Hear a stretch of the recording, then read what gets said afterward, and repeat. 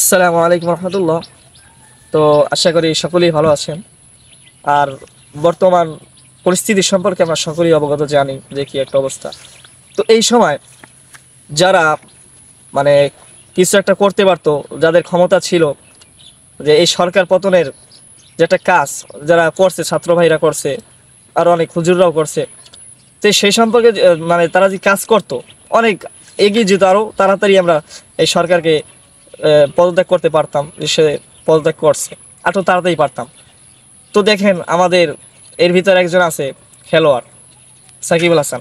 সে যখন এই পুরা গোটা বাংলাদেশ যখন আন্দোলন ছিল, তো সেই সময় সে কানাডা খেলতে গিয়েছে, এবং কি শোনা গেছে সংবাদ মাধ্যমে সে নাকি সেখানে ঘটছেও।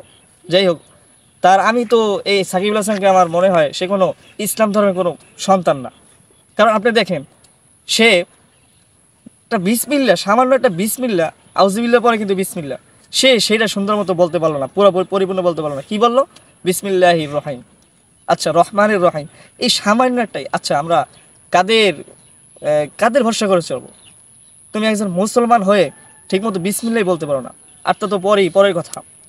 তো আরেকটা কথা হচ্ছে, আমরা তাদেরকে এমপি বানাই, আর অনেক কিছুই, অনেক ক্ষমতা, ওটা ভিন্ন কথা।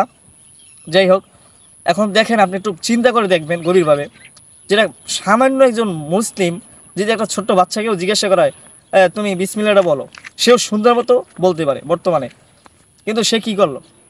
আর দ্বিতীয় কথা হচ্ছে, এখন অনেক মানুষই আছে এরকম যারা আন্দোলনে ছিল না, অনেক কিছুই করছে, এখন এসে লাইভে এসে কী করে, আমার সেরকম মানসিকতা ছিল না, অনেক ধরনের কথা, আমি ভুল করছি। যাই হোক, এরকম মানুষদের আমরা আর কোনো প্রশ্রয় দেব না।